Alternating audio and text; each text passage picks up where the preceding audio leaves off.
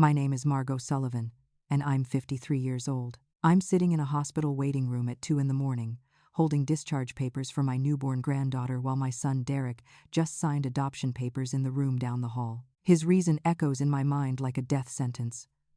I can't raise a deaf child, Mom. I just can't.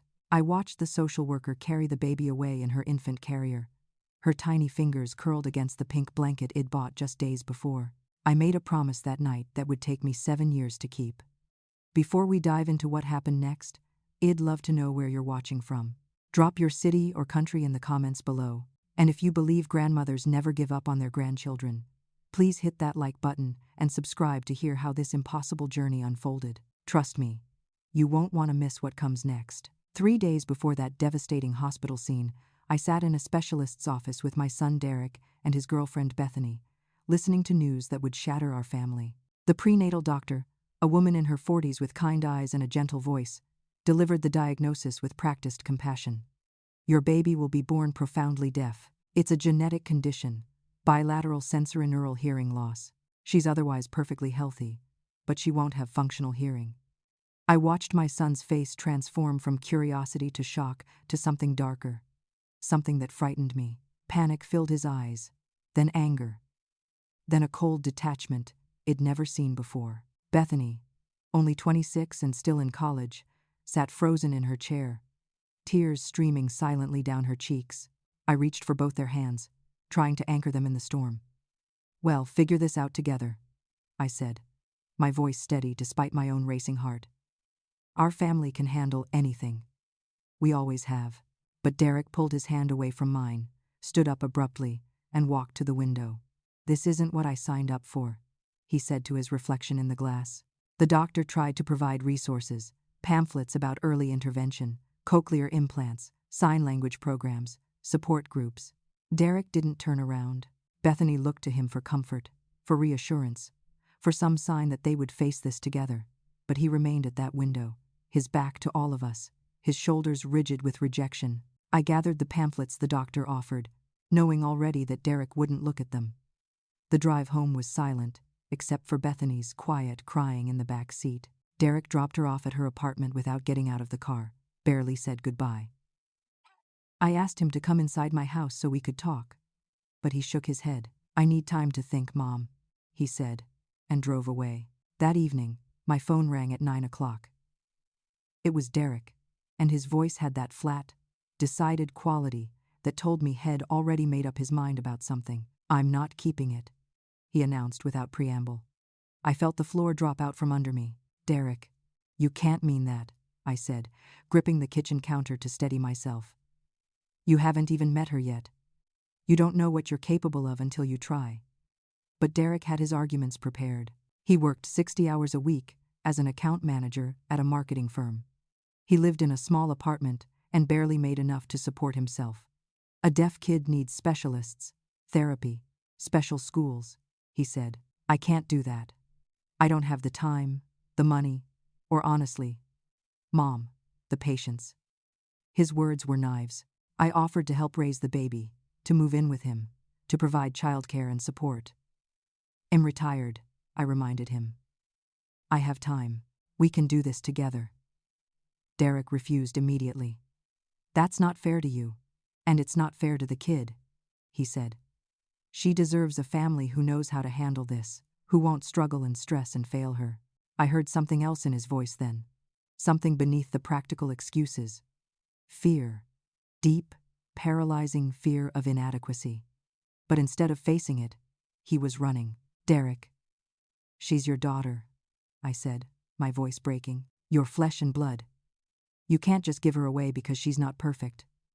His silence stretched for a long moment before he spoke again. "I already called an adoption agency," he said. "They specialize in special needs placements. They have families waiting for deaf babies, families in the deaf community who want deaf children. Shall be better off." I couldn't breathe. The room spun. When I could finally speak, I asked about Bethany. "What does she think?"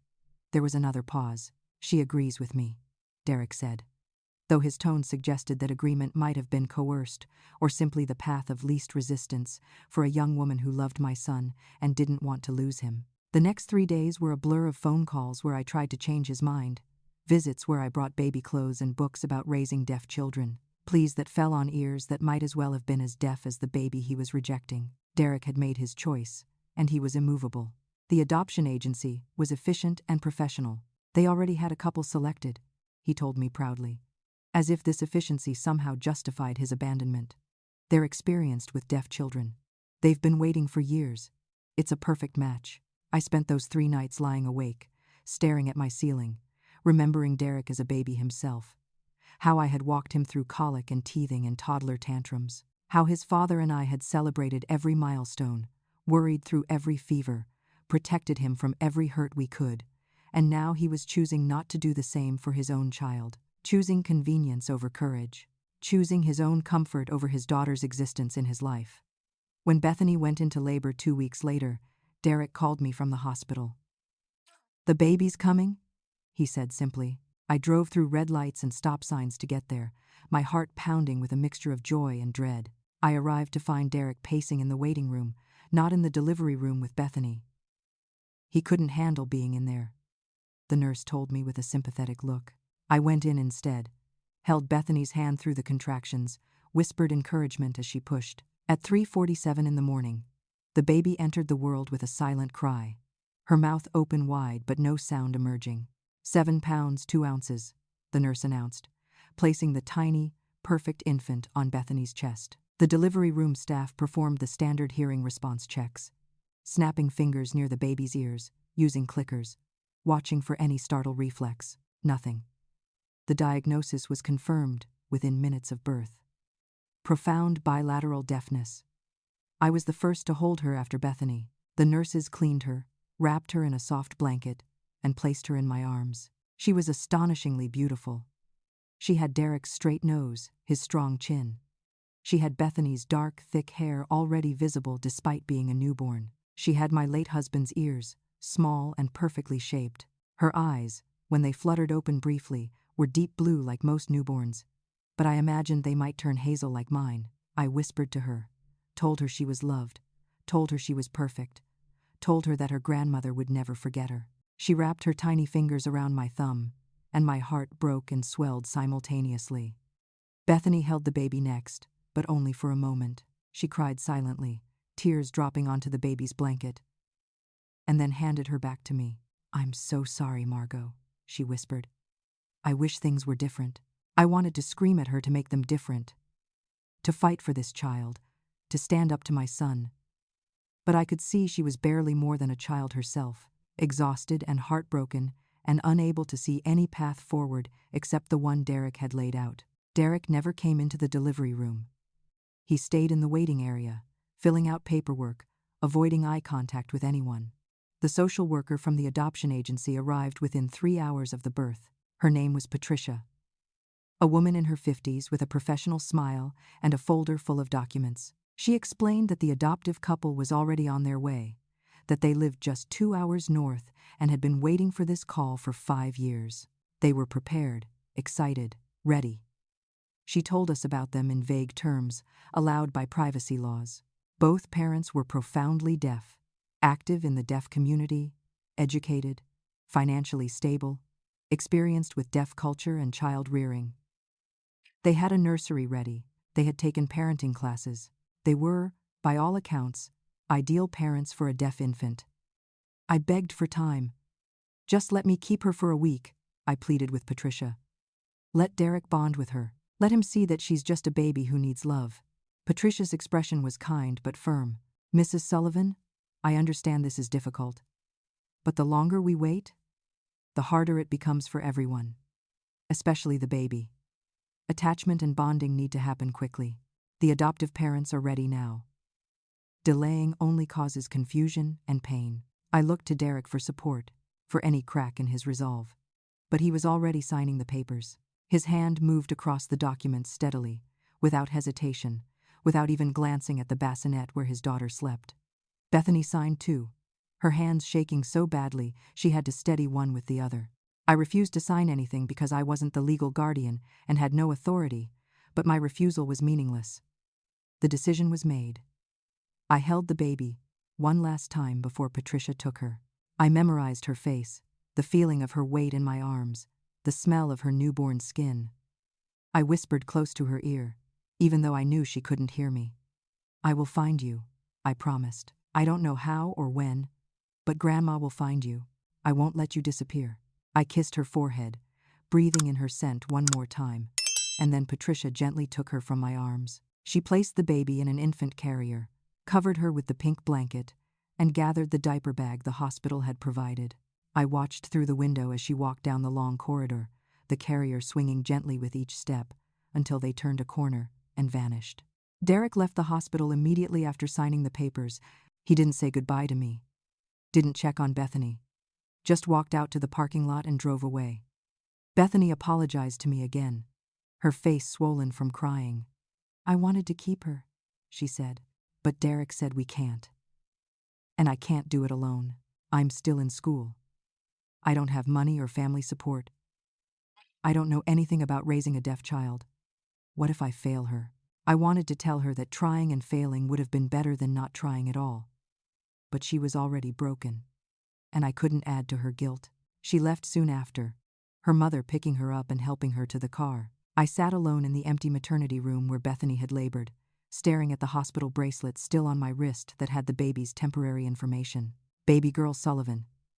3:47 a.m., 7 pounds 2 ounces. I took out my phone and photographed the bracelet, photographed the hospital paperwork I could see on the counter, photographed the adoption agency's business card that Patricia had left behind. These small pieces of evidence were all I had, the only clues to finding her someday. I returned to my house in Phoenix feeling like I'd survived a war. I'm a retired elementary school teacher, widowed 5 years earlier when my husband died suddenly of a heart attack. Our house was paid off, my pension was modest but sufficient, and I had time. Endless, empty time that had been filling with book clubs and volunteering at the library and tending my garden. All of that seemed meaningless now. I had a purpose, singular and consuming. Find my granddaughter, make sure she was safe, know that she was loved and thriving. I started with the internet, researching adoption laws in Arizona. What I found was discouraging. Closed adoptions were exactly that. Closed. The records were sealed by court order. Without consent from the adoptive parents, I had no legal right to information about the child's whereabouts or well-being. No contact was permitted. The adoption was final and binding. I hit dead end after dead end in my research. Every legal avenue required either the adoptive parents' consent or extraordinary circumstances like abuse or neglect, neither of which applied here. The adoption was legal, proper, and by all accounts, in the child's best interest. A lawyer I consulted told me bluntly that I had no case and no standing. Grandparents' rights in adoption cases are extremely limited, he explained, especially when the birth parents voluntarily terminated their rights. I'm sorry, but unless the adoptive parents choose to allow contact, there's nothing you can do legally. That's when I hired Frank Moreno, a private investigator I found through a friend's recommendation. Frank was 58. A former police detective who had gone private after retiring from the Phoenix Police Department. He had a weathered face, kind eyes, and a reputation for being thorough. I showed him everything I had, explained the situation, and asked if he could find my granddaughter. Frank reviewed the documents, made notes, and then looked at me seriously. Mrs. Sullivan, I can try, but I need you to understand that what you're asking is difficult and may not be possible. Adoption records are sealed for good reasons. Even if I find out where the child is, you won't be able to contact her without the adoptive parents' permission. What exactly are you hoping to achieve?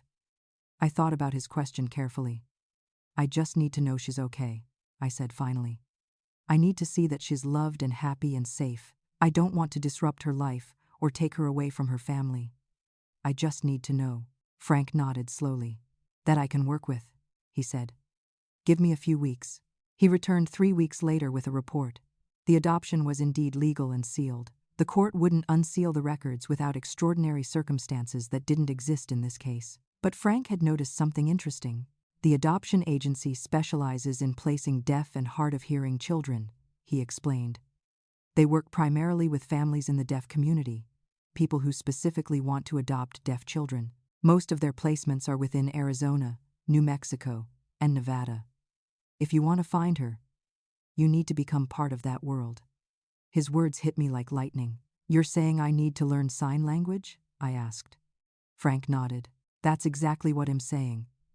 If most adoptive families are deaf or deeply connected to the deaf community, they attend deaf community events, schools, churches, festivals. If you want to find your granddaughter, you need to be where deaf families gather, and you can't do that if you can't communicate." I stared at Frank, the enormity of what he was suggesting sinking in.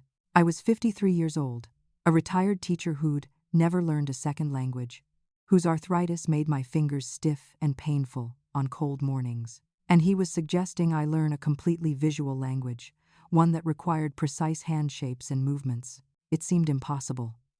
But then I thought of those tiny fingers wrapped around my thumb, and I knew I would try.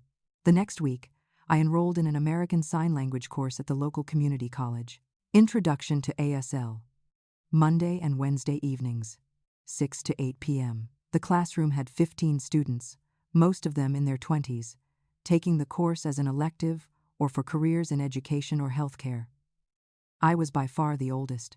The instructor was David Chen, a man in his 30s who was deaf from birth. He had an interpreter for the first class to explain the syllabus, but he told us through the interpreter that we would not be using spoken English in class after today. Everything would be in sign language, immersion style. I felt panic rise in my chest. How was I supposed to learn if I couldn't understand the instruction? But David was patient and methodical. He started with the manual alphabet, 26 hand shapes representing letters. He showed us each letter slowly, had us practice, corrected our hand positions. My fingers cramped after just 10 minutes. The shapes that looked simple when he demonstrated them felt awkward and unnatural when I tried. The letter R required a crossed finger position that my arthritic knuckles resisted. The letter Q needed a downward pointing finger that kept drifting sideways. I watched the younger students pick it up easily, their flexible fingers forming the shapes after just a few tries. I struggled through every letter, frustrated and exhausted. After class, I approached David and asked, through fumbling signs and gestures, if he could give me extra help.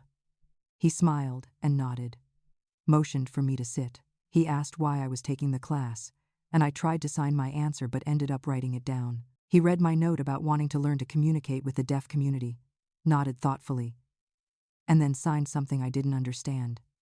He pulled out his phone and typed, "You have something most students don't have. Motivation. That will carry you farther than easy fingers. Come early, next class. I'll work with you." I went home that night and covered my house with flashcards. Every object had a label with its sign language equivalent drawn on it: table, chair, cup, window. I watched YouTube videos of sign language instruction, rewinding again and again to catch the precise movements. I downloaded apps that quizzed me on finger spelling and basic vocabulary. I practiced 6 hours a day, sometimes more. My hands ached constantly. I soaked them in warm water with Epsom salts every night. But slowly, painfully, the language started to sink in. The hand shapes became more natural. The grammar, so different from English, started to make sense. Subject-object-verb instead of subject-verb-object. Facial expressions that were grammatically necessary, not just emotional emphasis. Spatial relationships that showed who did what to whom. Meanwhile, Derek's life continued as if nothing had happened. He broke up with Bethany about 2 months after the birth. I heard through mutual friends that Head started dating someone new, a woman named Simone who worked in fashion marketing. He never called me. When I called him, he gave short answers and excuses to get off the phone quickly. When I mentioned the baby, he shut down completely. "That chapter is closed, Mom," he said coldly. "I made the right decision for everyone. Can we please talk about something else?" I stopped calling after the 4th or 5th attempt. The distance between us grew from weeks to months. My son, the boy I'd raised and loved and sacrificed for, had become a stranger who'd abandoned his own child and was now trying to erase me for reminding him of it. But I had a new purpose. Every sign I learned, every conversation I could follow, every grammatical rule I mastered brought me one step closer to finding Grace. That's what I called her in my mind, Grace. She was my grace, my gift, my purpose. And I would find her, no matter how long it took. 6 months into my sign language studies, I completed the beginner course with top marks, despite being the slowest learner in class. David encouraged me to continue to intermediate and then advanced levels, but he also suggested something else. You need to practice with native signers, he told me. Book learning only goes so far. You need to join the community. He gave me information about Deaf Coffee Chat, a weekly gathering at a local cafe where deaf people met to socialize. Every Friday morning, 10 to noon, anyone was welcome. I showed up the next Friday, terrified and determined. The cafe was loud with the sounds of coffee machines and dishes, but the corner where the deaf community gathered was a different kind of loud. Hands flew through the air in animated conversations. Faces expressed emotions with an intensity I wasn't used to. Laughter was silent but unmistakable in the shaking shoulders and wide smiles. I stood at the edge of the group, not knowing how to enter, until a woman noticed me and waved me over. She signed something I only partially understood. A welcome and a question about whether I was deaf or hearing. I fingerspelled my name slowly, Margot, and signed that I was learning ASL. She smiled broadly and introduced herself through a combination of sign and slow fingerspelling. Her name was Denise Patterson, 47 years old, deaf from childhood meningitis, and she became my mentor and friend. Denise took me under her wing immediately. She introduced me to others in the group, interpreted when conversations moved too fast for me to follow, and patiently corrected my signing errors. She invited me to other events, birthday parties, game nights, advocacy meetings. Through Denise, I learned about deaf culture with a capital D. She explained that many deaf people don't view themselves as disabled, but as members of a linguistic and cultural minority. That sign language isn't just a tool, but a complete language with its own grammar, idioms, and poetry. That the deaf community has its own history of oppression and triumph. Of oral education that banned signing and deaf schools that preserved it. Of technological advances that both helped and threatened their way of life. I absorbed everything like a sponge. I learned about Gallaudet University, the only university in the world designed for deaf students. I learned about the National Theatre of the Deaf, where performances were in sign language. I learned about the long fight for captioning on television, for interpreters in medical settings, for the Americans with Disabilities Act that finally gave deaf people legal protections. I learned about cochlear implants, the controversial devices that some deaf people embraced and others rejected as trying to fix something that wasn't broken. I learned about the beautiful diversity within the deaf community itself. People who signed, people who read lips, people who used hearing aids, people who did all or none of these things. And in learning all of this, I began to understand what Derek had rejected. Not a disability, but a culture. Not a burden, but a different way of being in the world. Grace wasn't broken or deficient, she was simply deaf. And being deaf was not a tragedy, it was an identity. Derek's prejudice and ignorance had robbed him of a daughter, and it had nearly robbed Grace of a grandmother. But I was here now, learning her language, entering her world, preparing to find her. I started volunteering at the Arizona School for the Deaf and Blind. I helped in the library, shelving books, and creating displays. I supervised recess, watching children run and play and communicate in the most natural, effortless sign language I'd ever seen.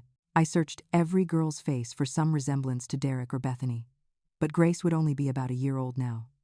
Too young to be at this school. Still, being around deaf children helped me understand what her life might be like. I saw confident, happy kids who didn't seem to feel they were missing anything.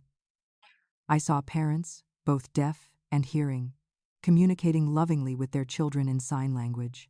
I saw what Derek had been too afraid to even imagine. I learned baby sign language, the simplified signs that deaf parents teach their deaf infants. I learned songs that were signed instead of sung, stories that were told with hands instead of voices. I studied how deaf parents raise deaf children, the techniques and traditions passed down through generations. It was beautiful and complex, and nothing like the tragic, limited life Derek had imagined. My anger at my son grew with my knowledge. He hadn't just rejected a deaf child. Had rejected all of this richness, this culture, this community. Had rejected it out of fear and laziness and prejudice. And Grace, wherever she was better off without him. But she still deserved to know she had a grandmother who loved her enough to learn her language. My signing improved dramatically through this immersion.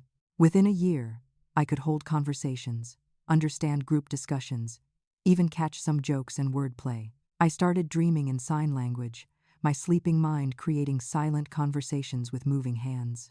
David told me I'd reached the intermediate level faster than any adult student had taught, but I knew it was because my motivation was life or death. Every sign I mastered was a step closer to grace. I continued working with Frank, the private investigator. Head tracked the adoption agency's records as much as was legally possible. That year, they'd placed 18 deaf children. 7 were girls around Grace's age. She could be any of them, anywhere in Arizona, New Mexico, or Nevada. The agency served the entire Southwest. Frank created a map of deaf community centers, schools, and organizations in the region. Flagstaff, Tucson, Albuquerque, Las Vegas, Reno. If I wanted to find Grace, I needed to attend events in all these places, blend into the community, watch for a girl who might be her. So I started traveling. Every weekend, I drove to a different city. Deaf festivals in Tucson, ASL storytelling performances in Albuquerque, deaf awareness conferences in Las Vegas, family picnics at deaf schools in Flagstaff. I attended everything, met hundreds of deaf families, watched countless children. Some families had recently adopted deaf children, and my heart would race with hope, but I couldn't ask directly without raising suspicion. I had to be patient, observant, wait for clues to emerge naturally. 1 year after Grace's birth, I baked a small cake in my kitchen, put a single candle on it, and signed "Happy Birthday" to an empty room. Then I sat at my kitchen table and cried for the first time in months. The tears came in waves, grief and frustration and loneliness crashing over me. I cried for the baby I'd held for minutes and might never hold again. I cried for the son I'd lost to his own cowardice. I cried for the exhaustion of learning a new language at my age, for the arthritis pain in my hands, for the uncertainty of whether I'd ever find Grace. Denise found me like that when she stopped by unexpectedly to drop off a book. She let herself in when I didn't answer the door, found me sobbing at the kitchen table with birthday cake melting beside an unlit candle. She sat down next to me and waited. When I could finally sign, I told her everything. The whole story spilled out. My son's rejection of his deaf daughter, the adoption, my secret search, my years of learning sign language just to find her, my fear that I never would. When I finished, I expected judgment or anger at my deception. Instead, Denise signed simply, "I'll help you find her." Her kindness broke me open again, and I cried while she held my hands. I wasn't alone anymore. I had an ally who understood both worlds, the hearing and the deaf. And together, maybe we could find one small girl in the vastness of the Southwest. With Dennis's help, my search gained momentum. She had connections throughout the deaf community in Arizona and beyond. She quietly spread the word, carefully worded so as not to raise red flags. A grandmother, searching for her granddaughter, birth about 2 years ago, adopted by deaf family through specialized agency. Just wants to know the child is well. Some people were sympathetic to my situation. Others were wary, protective of adoption privacy laws that existed for good reasons. I understood their caution. From the outside, I could look like a threat to a child's stability, a biological family member trying to interfere with a legal adoption. But Denise vouched for me, and slowly, information started trickling in. The first lead came from a teacher at the Tucson School for the Deaf. A family there had adopted a deaf daughter about 2 years earlier. Right age, right timing. Denise arranged for me to be invited to the child's second birthday party through a mutual acquaintance. I drove to Tucson with my heart in my throat, convinced this was Grace. The party was at a park, dozens of children running and playing. I spotted the birthday girl immediately. She had blonde hair and pigtails, bright blue eyes, and a smile that lit up her whole face. But those blue eyes didn't have Derek's shape. That blonde hair wasn't Bethany's dark waves. I studied her throughout the party, looking for any family resemblance, but there was nothing. She was beautiful and loved and thriving, but she wasn't Grace. I left Tucson disappointed but told myself this was just the first try. There would be others. The second lead seemed more promising. A family in Las Vegas had adopted a deaf daughter 2 years prior. The girl had dark hair and, from the single photo I saw through a friend of a friend, a nose structure that looked like Derek's. I started making the 4-hour drive to Las Vegas every other weekend, attending events where this family would be: deaf community gatherings, religious services at a church with ASL interpretation, library story times. I befriended the family gradually, carefully. The adoptive parents, Maria and Tom, were warm and welcoming. Their daughter, Sophia, was shy but sweet. I watched her for months, comparing her features to the memories of the baby Id held so briefly. The more time I spent with them, the more convinced I became. This had to be Grace. I grew close to Maria, helping her with errands, babysitting Sophia occasionally. I was preparing to ask about Sophia's adoption, to find a gentle way to inquire about her birth family, when Maria showed me a photo album one afternoon. She wanted to show me pictures of Sophia's birth parents. It was an open adoption, Maria explained. We send them photos twice a year. Look, this is Sophia's birth mother. I looked at the photo and my heart sank. The woman in the picture was Asian, not Caucasian like Bethany. The birth father in the next photo was Hispanic. They looked nothing like my son and his girlfriend. Months of hope, dozens of weekend trips, countless hours of friendship built on false premises, all for nothing. Sophia wasn't Grace. I apologized to Maria for the friendship that had been based on ulterior motives, but I couldn't bring myself to explain fully. I just withdrew gradually, letting the relationship fade, and Maria probably never understood why. The third lead came from Albuquerque. A family had recently moved there from Phoenix, had adopted their daughter 2 years ago, and the timing was perfect. The girl's age was perfect. I started driving 6 hours each way every weekend to attend the same church as this family. The little girl's name was Maya, and she had Bethany's smile. I was sure of it. The adoptive mother, Rita Sanchez, was 39, warm and spiritual and kind. She invited me to family dinners, included me in their lives. I started to care about them genuinely, beyond my search. I hated myself for the deception, but couldn't stop. I needed to know if Maya was Grace. I was preparing to ask Rita about Maya's adoption history. Had rehearsed how I would phrase the question when Rita mentioned casually one Sunday after church that they'd adopted Maya from foster care after her birth mother died of an overdose. She said it matter-of-factly while Maya played nearby, unaware that her origin story was being discussed. Not Grace, not my granddaughter, just another little girl with a tragic beginning who'd found a loving home. I felt devastated and guilty in equal measure. I apologized to Rita for pursuing a friendship under false pretenses, and to her credit, she understood. You're not the first grandmother to search this way, she told me, but you need to ask yourself, even if you find her, then what? You can't undo the adoption. You can't disrupt her life. What are you really hoping for? I didn't have an answer. What was my endgame here? If I found Grace, what then? Introduce myself and disrupt her sense of family? Try to establish a relationship that her adoptive parents might reject? Take her away from a loving home? That last option was unconscionable. I would never hurt Grace that way. So what was I doing? What did I actually want? I realized I wanted what Id wanted from the beginning. Just to know she was okay. To see that she was loved and happy and safe. To be able to picture her life when I thought of her. To know that Derek's rejection hadn't doomed her to unhappiness. Maybe that was enough. Maybe it had to be enough. But even knowing that, I couldn't stop searching. It had become part of who I was. I was Margot Sullivan, grandmother, widow, retired teacher, and relentless searcher for a child Id held once and loved forever. Meanwhile, Derek's life continued in a direction that made my blood boil. He got engaged to Simone, his new girlfriend who knew nothing about Grace. He mentioned casually during a rare phone call that they were talking about having kids someday. I lost my composure. You already have a child, I said, my voice shaking with fury. You have a daughter who's 2 years old. You don't get to just pretend she doesn't exist and start over. Derek's response was ice cold. No, Mom, I don't. That situation is resolved. Can you please let this go and be happy for me? I hung up on him. We didn't speak for 8 months after that.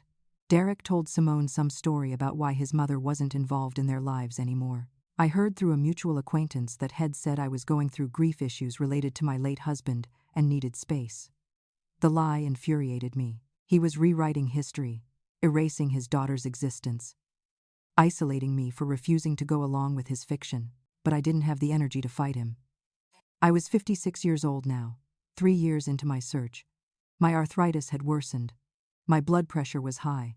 My doctor told me I needed to reduce stress, but how could I, when every weekend I was driving hundreds of miles, attending events, searching faces, hoping this time would be the time I found her.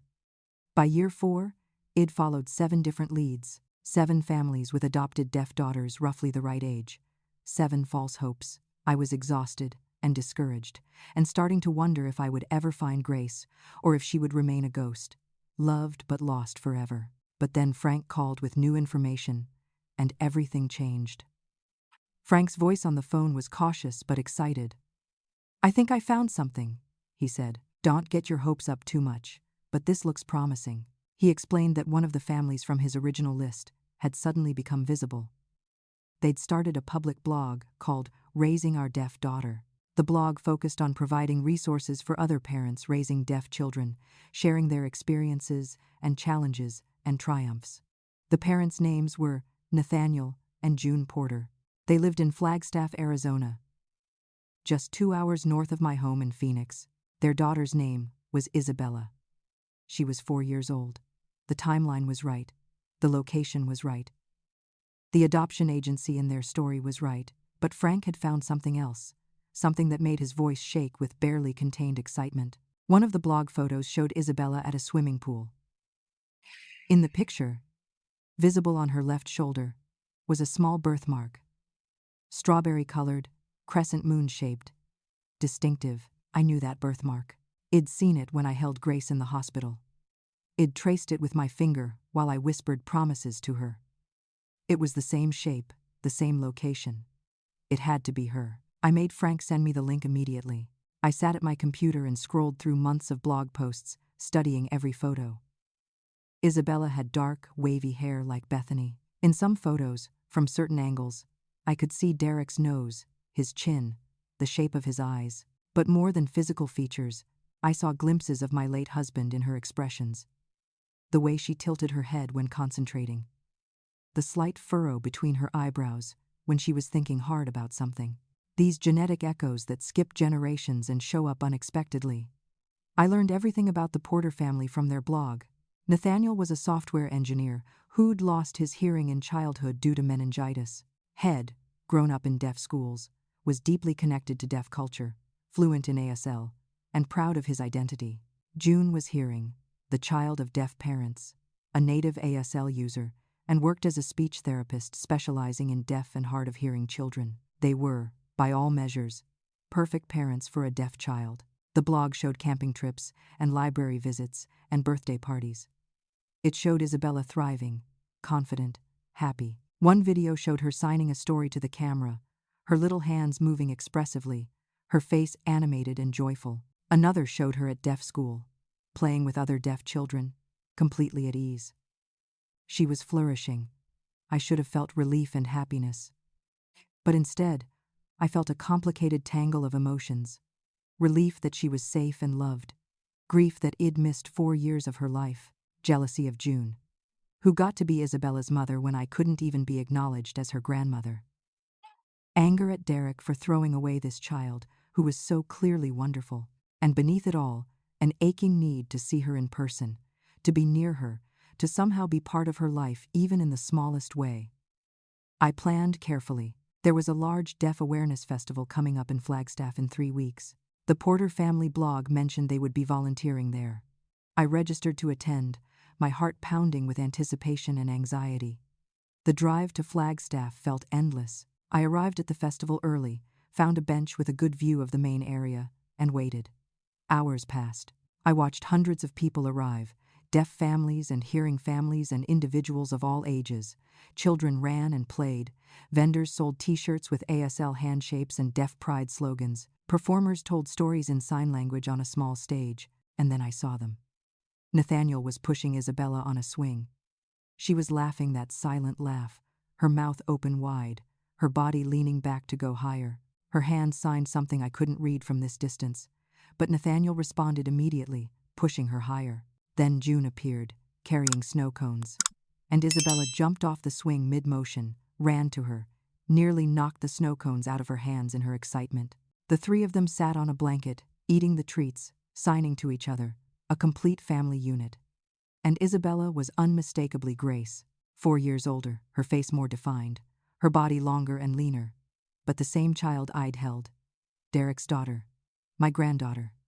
I couldn't move. My legs wouldn't work. I sat on that bench for 3 hours just watching them. I saw how June signed stories to Isabella, her hands moving in elaborate, expressive ways that made Isabella giggle and lean forward, captivated. I saw how Nathaniel lifted Isabella onto his shoulders to see the stage better, how she patted his head affectionately. I saw how Isabella ran to hug both parents frequently, how secure and loved she clearly felt. She had everything. She was everything I'd hoped for. And seeing that, I realized I didn't know what to do next. Denise found me eventually. She'd known I would be at this festival, had come to support me. She sat down beside me and signed, "Is that her?" I nodded, unable to speak. Denise watched the Porter family for a few minutes, then turned back to me. "What will you do?" she asked. I signed back honestly, "I don't know." Denise squeezed my hand. "You've found her. That was your goal. Maybe now you can have peace." But I knew it wasn't that simple. Finding her hadn't brought closure. It had opened a new wound. I wanted to know her, to be part of her life, to be her grandmother. But she had grandmothers already, June's parents who were also deaf, who appeared in blog photos, who were clearly involved in Isabella's life. What role was there for me? I approached June carefully as the festival was winding down. I introduced myself as someone learning ASL, asked for resources and recommendations for continued learning. June was friendly and warm, gave me several suggestions, complimented my signing. Isabella tugged on June's sleeve, signing that she was thirsty. June responded immediately, signing that they would get water in just a minute. Isabella called her Mama. The word was signed clearly, definitively. This woman was her mother, not Bethany, who'd signed her away, not me, who'd loved her from a distance. June. And watching their easy communication, their obvious bond, I knew I couldn't disrupt this. But I also knew I couldn't walk away. I excused myself, told June it was nice to meet her, and walked to my car. I sat there for an hour, my hands gripping the steering wheel, tears streaming down my face. I'd found Grace. She was now Isabella.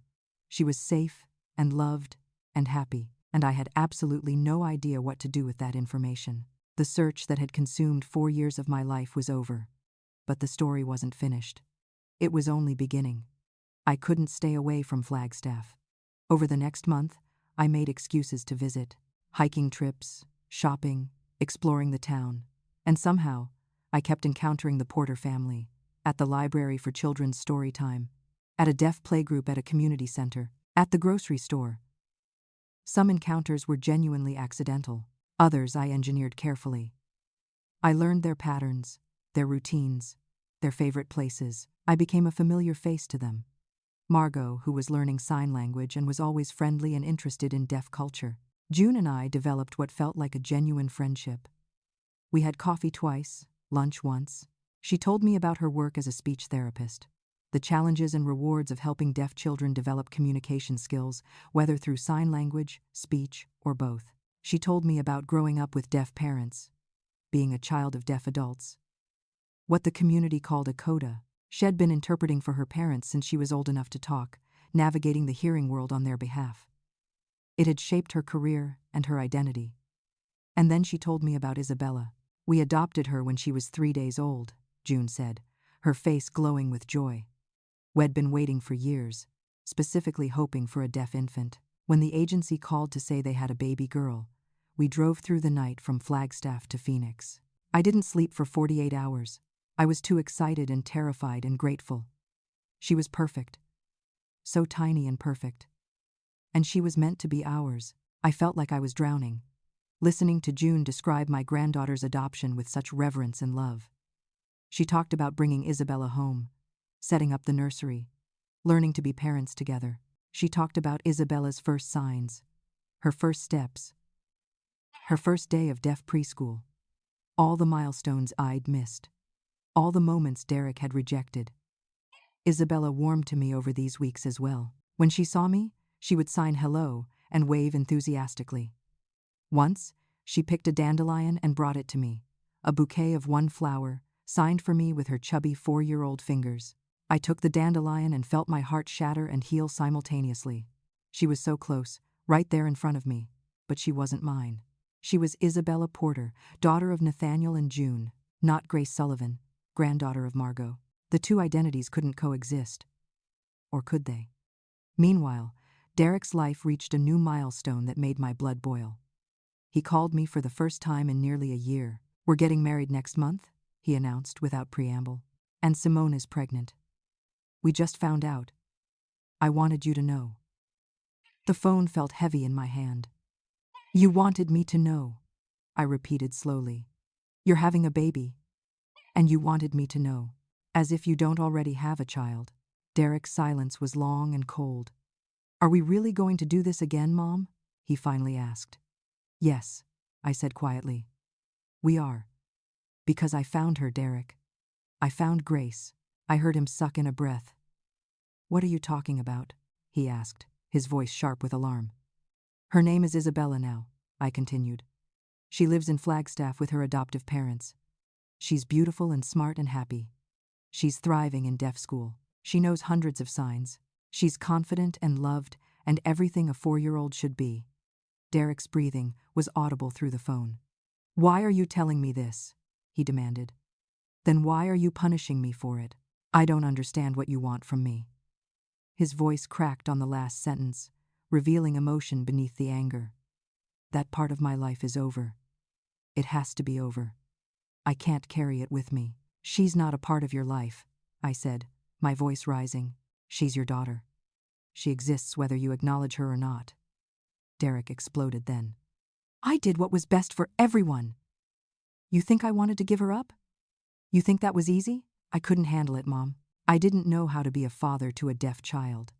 I was terrified I would fail her, that I would resent her, that I would damage her. So I gave her to people who could do better, and you just said she's thriving. So I made the right call." It was the first time Derek had admitted any struggle with his decision. But even this admission was wrapped in justification. "You made the easy call," I corrected him. "You chose your comfort over your child. You didn't even try. You never gave her a chance. Or yourself a chance." Derek's response was bitter. "Because I knew it'd fail. Better to place her with people who wouldn't. Better for her to have parents who wanted her exactly as she was, instead of a father who was scared and unprepared and would always wonder what if she had been different. At least she has parents who celebrate her deafness instead of mourning it." He wasn't wrong about that, but I couldn't let it go. "You're getting married and having another baby," I said. "What about this child? What if this baby has challenges? What if this baby is deaf, or disabled, or different from what you expect? Will you give this one away too?" Derek's answer came without hesitation. "That won't happen. The genetic condition came from Bethany's side. The doctors confirmed it. This baby will be fine." His confidence in his second chance enraged me. "Life doesn't give guarantees, Derek. Babies are born with disabilities and illnesses and challenges every day to parents who never expected it. What will you do when things get hard? Run again? Get out," Derek said quietly. "The conversation is over. Please leave, and don't come back until you can be happy for me, instead of judging me for a decision I made 4 years ago that I can't change." I left his condo that day, knowing my relationship with my son was irreparably broken.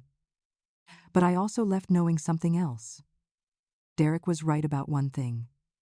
Isabella had a better life without him. A father who would abandon her at birth wouldn't suddenly become a good father if forced to stay.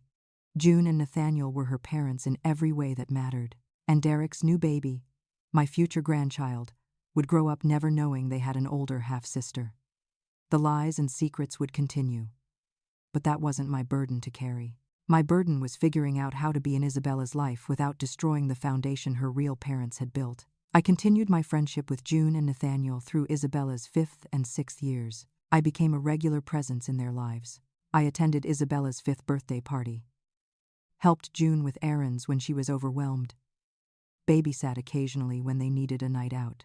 Isabella started calling me Miss Margot, signing the name with careful precision. She would run to me when she saw me at community events, share her toys, tell me stories in sign language that I understood more and more fluently with each passing month. I was part of her life, but always as a friend of the family, never as family myself. By the time Isabella turned 6, I'd been in her life for 2 years, 2 years of holidays where I bought her gifts but couldn't be listed as grandma on the tag. 2 years of school events where I sat in the audience but not in the family section. 2 years of loving her desperately, but never being able to claim her as my granddaughter. I cherished every moment with her, while mourning all the moments we couldn't have because of the secret between us. Then came Isabella's 6th birthday party. It was larger than previous years, held at a park with dozens of children and families. I helped June set up, hung streamers, arranged food on picnic tables. Isabella's extended family was there. June's deaf parents, her siblings, Nathaniel's mother and brothers, a large, loving, accepting family. Everyone was learning ASL to communicate with Isabella. Even the hearing family members signed fluently or were actively improving. The party was beautiful, full of laughter and play. Deaf and hearing children running together. Barriers dissolving in childhood innocence. Isabella opened her presents with glee, signing thank you to each person as June had taught her. She blew out her candles with her eyes squeezed shut, making a silent wish. I wondered what she wished for. Friends? Toys? Something deeper that a 6-year-old couldn't quite articulate? When the guests started leaving and the sun began setting, June asked me to stay and help clean up. We worked in comfortable silence for a while, picking up paper plates and cups, folding tables. Then June turned to me and signed something that made my world stop. I know who you are. My hands froze mid-fold on a tablecloth. What? I signed back, my movements stiff with shock. June's expression was serious but not angry. I've known for a while now. She signed. Months, actually. I noticed how you watched Isabella, how intensely interested you were in every detail of her life. It seemed like more than just friendly curiosity. So I did some research. She pulled out her phone and showed me a document. It was from Frank's investigation. Records of inquiries had made. Connections between my name and Derek's, between Derek and the adoption agency. June had followed the trail and figured it out. Margot Sullivan, Derek Sullivan signed the adoption papers. You're her biological grandmother. I couldn't sign. I couldn't move. Couldn't breathe. June continued. I confronted Nathaniel with what I found. We talked for hours about what to do. We were terrified you wanted to take her from us, that you would try to challenge the adoption. Her eyes filled with tears. Please tell me that's not why you're here. Please tell me you're not trying to take my daughter. The word "my" was signed with such fierce protectiveness that I understood completely. Isabella was hers. Not biologically, but in every way that mattered. And I had no right and no intention to change that. I signed through my own tears. I would never take her from you. Never. I see how much you love her. How much she loves you. I see that she's happy and whole, and exactly where she belongs. June's shoulders relaxed slightly, but her expression remained wary. Then why? She signed. Why infiltrate our lives? Why not just tell us the truth? I explained everything. The 7-year search. Learning an entire language just to find her. The need to know she was okay. That Derek's rejection hadn't doomed her to a terrible life. The relief of seeing her thriving. The inability to walk away once I found her. The joy of being near her even in a limited capacity. All of it poured out in sign language that was by now fluent enough to express complex emotions. When I finished, June was crying too. I was terrified of you, she signed. But now I just feel sad for you. You've loved her all this time and couldn't tell her. You've been her grandmother in secret while we got to be her parents openly. That must have been torture. It was, I confirmed. It is. But she's worth it. Anything to be near her. Even like this. June wiped her tears and signed. You deserve to be acknowledged. You deserve to be in her life as yourself. Not as Miss Margot. The offer stunned me. You would do that? I signed. You would let me tell her? June's answer was careful and considered. Not right now. She's 6. She's still figuring out family and identity. But when she's older, when she can understand adoption and biological family and chosen family, yes. Well, tell her together. Well, explain that she has a birth father who couldn't be her father, and a grandmother who never stopped loving her, and adoptive parents who wanted her more than anything. Well, help her understand that love comes in many forms and that she's lucky to have so much of it. Tears streamed down my face. You would do that for me? I signed. June shook her head. Not for you, she signed. For Isabella, because every child deserves to know they're loved, and keeping you a secret forever would deprive her of knowing how much her biological family wanted her, even if they couldn't keep her. Nathaniel appeared then, having put Isabella in the car for the drive home. He saw us both crying and looked alarmed. June explained in quick signs what we'd been discussing. Nathaniel looked at me for a long moment, then signed. You learned ASL just to find her? I nodded. He signed again. That's real love. Isabella is lucky to have you watching over her. His acceptance broke me. These people, these strangers who'd become Isabella's parents, were offering me a gift I didn't deserve. A place in her life, not now, but someday. It was more than I'd ever hoped for. The new arrangement began carefully. I remained Miss Margot, but June and Nathaniel included me more intentionally in family events. Not just birthday parties, but weekly dinners, playground visits, school programs. Isabella grew more attached to me, sought me out at gatherings, saved me seats next to her. Once, she signed to June. Why does Miss Margot come to everything? She's like family. June signed back. Because she loves you very much.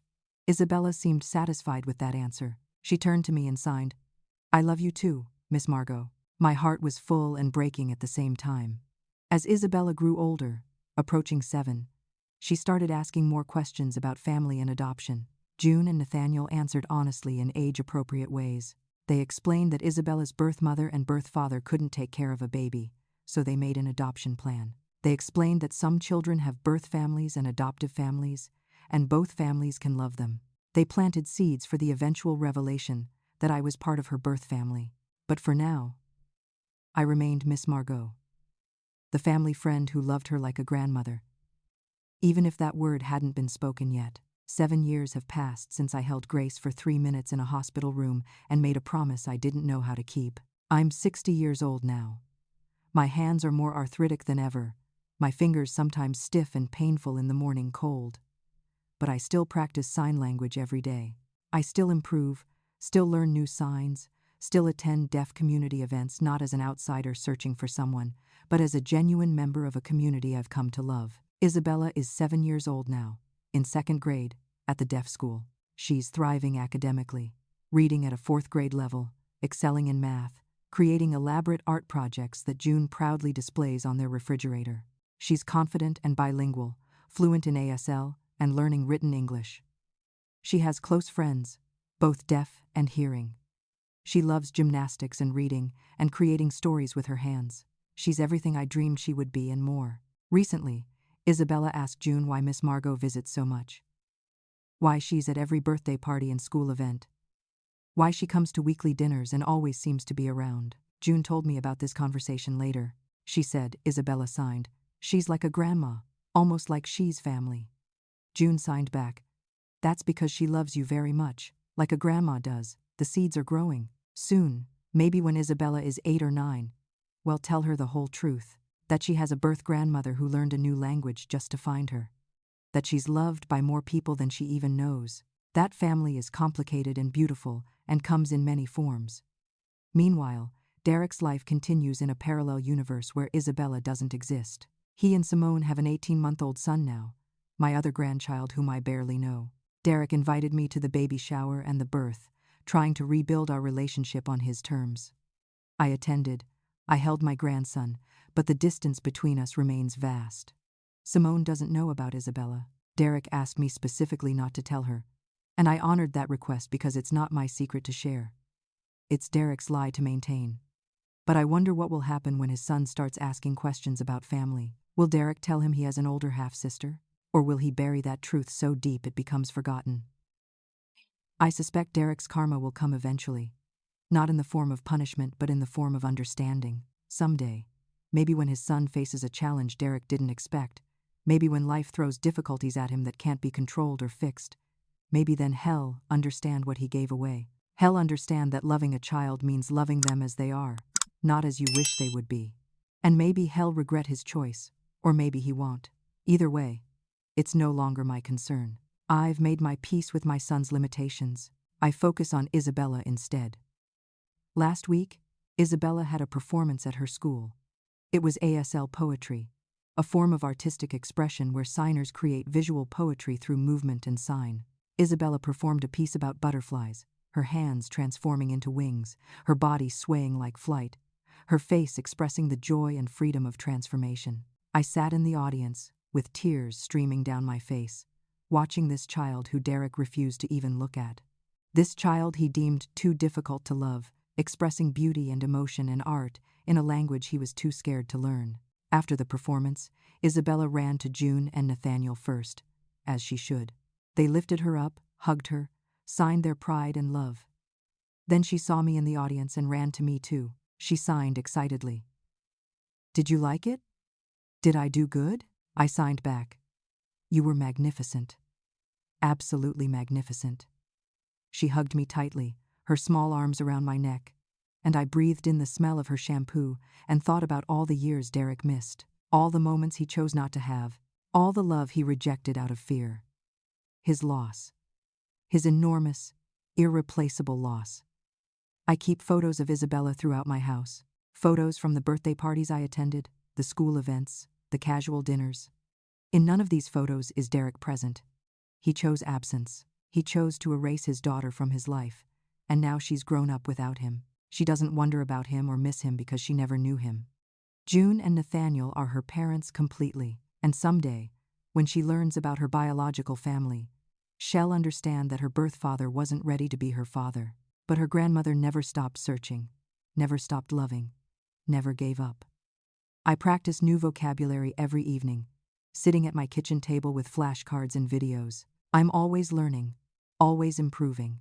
Just last week, Nathaniel taught me some specialized technical signs used in his software engineering work.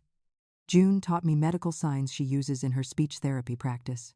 Isabella teaches me the playground signs she invents with her friends, the creative language children develop when they're allowed to play freely.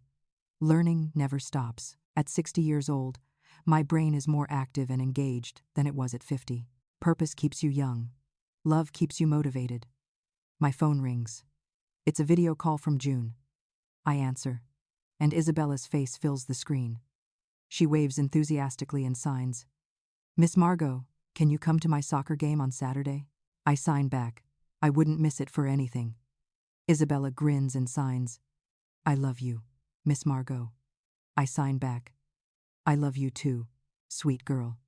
The screen goes dark. I sit in my quiet house, surrounded by photos of a child I was told I'd never see again, and I feel something close to peace. Some people say you can't choose your family. They say family is determined by biology and blood and legal documents. But I've learned differently over these 7 years. Family is chosen every single day through actions and commitment, and showing up even when it's hard. Isabella may not call me grandma yet, and she may never carry my last name, but she is my family. I am hers. We're connected by love that transcended law and distance and time. Connected by a promise I made when she was 3 minutes old. A promise that took 7 years and an entirely new language to keep. I look down at my hands. These 60-year-old hands with their swollen knuckles and age spots, these are the hands that learned to sign, to communicate across silence, to reach through the barrier that Derek saw as insurmountable. These are the hands that held baby Grace for minutes 7 years ago.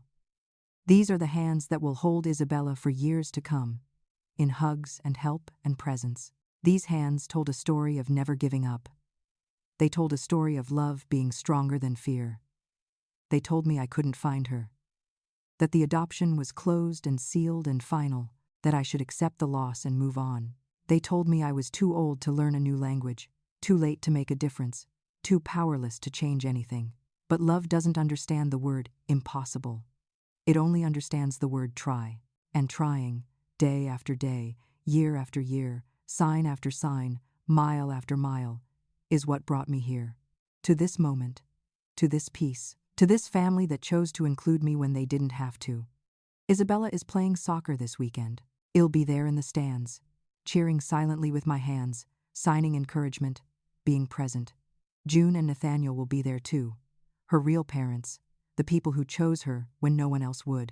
And together, all of us who love Isabella will watch her run and play and grow. That's what family does. Not the family determined by a 3-minute meeting in a hospital 7 years ago, but the family built through years of patience and presence and choosing each other again and again.